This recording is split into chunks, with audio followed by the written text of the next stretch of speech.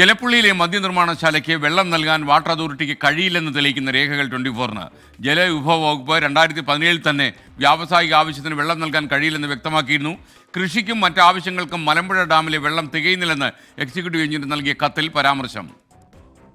Irrigation വകുപ്പ് 2017 കലക്ടർക്ക് നൽകിയ റിപ്പോർട്ടിൽ പറയുന്നത് മലമ്പുഴ ഡാമിൻ്റെ സംഭരണശേഷി കുറവാണെന്നും രണ്ടാം വിള കർഷകർക്ക് വെള്ളം മതിയാവുന്നവരെ കൊടുക്കാൻ കഴിയില്ല എന്നും ആയതുകൊണ്ട് തന്നെ വാട്ടർ അതോറിറ്റിക്ക് അധിക ജലം നൽകാൻ കഴിയില്ലെന്നുമാണ് അന്ന് ഇറിഗേഷൻ കലക്ടറോട് വ്യക്തമാക്കിയത്. മലമ്പുഴ ഡാമിൻ്റെ ജലലഭ്യത സംബന്ധിച്ച് ആധികാരികമായി ഒരു പഠനവും നടത്താതെ, അതുപോലെ തന്നെ ഇറിഗേഷൻ വകുപ്പിനോട് ഈ വിഷയം സംബന്ധിച്ച് ഒരു അഭിപ്രായം പോലും തേടാതെ ഏകപക്ഷീയമായാണ് വാട്ടർ അതോറിറ്റി ഈ ഒരു വിഷയത്തിൽ വെള്ളം നൽകാമെന്ന് സമ്മതിച്ചിരിക്കുന്നത്.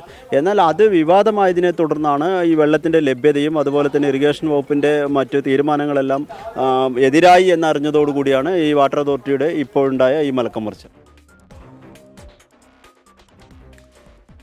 കൂടുതൽ വിവരങ്ങളുമായി നിഖിൽ പ്രമേഷ് പാലക്കാട് നിന്ന് ചേരുന്നു. നിഖിൽ, ശരിക്കും ഇത് കൂടുതൽ വിവാദമായിക്കൊണ്ടിരിക്കുകയാണല്ലോ. അപ്പോൾ ഇതൊക്കെ ഈ ആധികാരികമായ പഠനം നടത്താതെയാണോ ഇത്തരമൊരു പരിപാടിയുമായിട്ട് സർക്കാർ മുന്നോട്ട് പോയത്? Good morning again. തീർച്ചയായിട്ടും അങ്ങനെ കരുതേണ്ടി വരും സ്കൈൻ. കാരണം എന്താണെന്ന് വെച്ച് കഴിഞ്ഞാൽ ഇപ്പോൾ ഈ പാലക്കാട് ജില്ല നേരിടുന്ന ഒരു കുടിവെള്ള ക്ഷാമം എത്രത്തോളമാണെന്ന് നമുക്കറിയാവുന്നതാണ്. ഇവിടുത്തെ കർഷകർ തന്നെ അവർക്ക് രണ്ടാം വിള കൃഷിക്കൊക്കെ വെള്ളം കിട്ടാത്ത സാഹചര്യം ഉണ്ടാകുന്നു. അവരുടെ ആകെ കുടിവെള്ള സ്രോതസ്സാണ് മലമ്പുഴ ഡാം എന്നുള്ളത്. മലമ്പുഴയിൽ നിന്നുള്ള വെള്ളമാണ് ഇവിടങ്ങളിലേക്കൊക്കെ എത്തിക്കുന്നത്. അതിൽ നിന്നൊരു മദ്യനിർമ്മാണശാലയ്ക്ക് വെള്ളം നൽകാമെന്ന് സമ്മതിക്കാൻ എങ്ങനെ സംസ്ഥാന സർക്കാരിന് തോന്നി എന്നുള്ളതാണ് പ്രധാനമായും ഉയരുന്നൊരു വാദം. വാട്ടർ അതോറിറ്റി ഇന്നലെ അക്കാര്യത്തിൽ ഒരു വിശദീകരണം നടത്തി. തങ്ങളെ ഓയിൽ കമ്പനിയുമായുള്ള ചർച്ചയ്ക്കെന്ന് പറഞ്ഞ് തെറ്റിദ്ധരിപ്പിച്ചാണ് ഈ കമ്പനി NOC നേടിയതെന്ന് അവർ പറയുന്നുണ്ട്. എന്നിരിക്കെ പോലും പക്ഷേ അങ്ങനെ വാട്ടർ അതോറിറ്റിക്ക് ഈ വ്യാവസായിക ആവശ്യത്തിന് വെള്ളം നൽകാൻ കഴിയില്ല എന്ന് 2017 തന്നെ ഇറിഗേഷൻ വകുപ്പ് ജില്ലാ കളക്ടർക്ക് ഔദ്യോഗികമായി നൽകിയിട്ടുള്ളൊരു കത്തുണ്ട്. ആ കത്തിൻ്റെ പകർപ്പാണ് നമ്മളിപ്പോൾ പുറത്തുവിടുന്നത്. ആ കത്തിൽ വളരെ കൃത്യമായി പറയുന്നുണ്ട്, ഈ മലമ്പുഴയിലെ ആകെ സംഭരണശേഷി ഇത്രയാണ്, അത് ചെളിയും മറ്റും കഴിഞ്ഞാൽ ഉള്ള സംഭരണശേഷി ഇത്രയാണ്, ജലത്തിൻ്റെ അളവ് ഇത്രയാണ്. അത് കർഷകർക്ക് നൽകിക്കഴിഞ്ഞാൽ 1-2 വിള കൃഷികൾക്ക് കർഷകർക്ക് നൽകിക്കഴിഞ്ഞാൽ പിന്നെ എത്രയാണ് ശിഷ്ടം ഉണ്ടാവുക എന്നുള്ളതൊക്കെ അവർ വ്യക്തമാക്കുന്നതാണ്. അതുകൊണ്ട് തന്നെ വ്യാവസായിക ആവശ്യങ്ങൾക്ക് നൽകാൻ മലമ്പുഴയിൽ വെള്ളം ഉണ്ടാകില്ല എന്ന് ഇറിഗേഷൻ വകുപ്പ് വ്യക്തമാക്കി ജില്ലാ കളക്ടർക്ക് 2017 തന്നെ റിപ്പോർട്ട് സമർപ്പിച്ചിട്ടുണ്ട്. എന്നാൽ അതിൻ്റെ പിന്നെ എങ്ങനെയാണ് കിൻഫ്രയ്ക്ക് വെള്ളം നൽകാൻ കഴിയുക എന്നുള്ള ചോദ്യമാണ് അവിടെ ഉയരുന്നത്.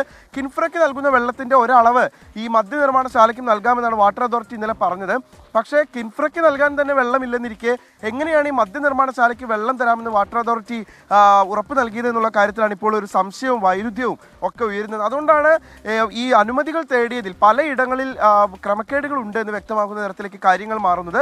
എന്തായാലും ഈ വിഷയത്തിൽ പ്രതിഷേധങ്ങൾ ഇനി കനക്കുമെന്നുള്ള കാര്യത്തിൽ ഒരു തർക്കമില്ല. ഇന്നിപ്പോൾ മന്ത്രി MP രാജേഷിൻ്റെ വീട്ടിലേക്ക് ഒഴിഞ്ഞ കുടങ്ങളുമായിട്ട് മഹിളാ മോർച്ച പ്രവർത്തകർ അവിടേക്ക് പ്രതിഷേധ പ്രകടനം നടത്തുന്നുണ്ട്.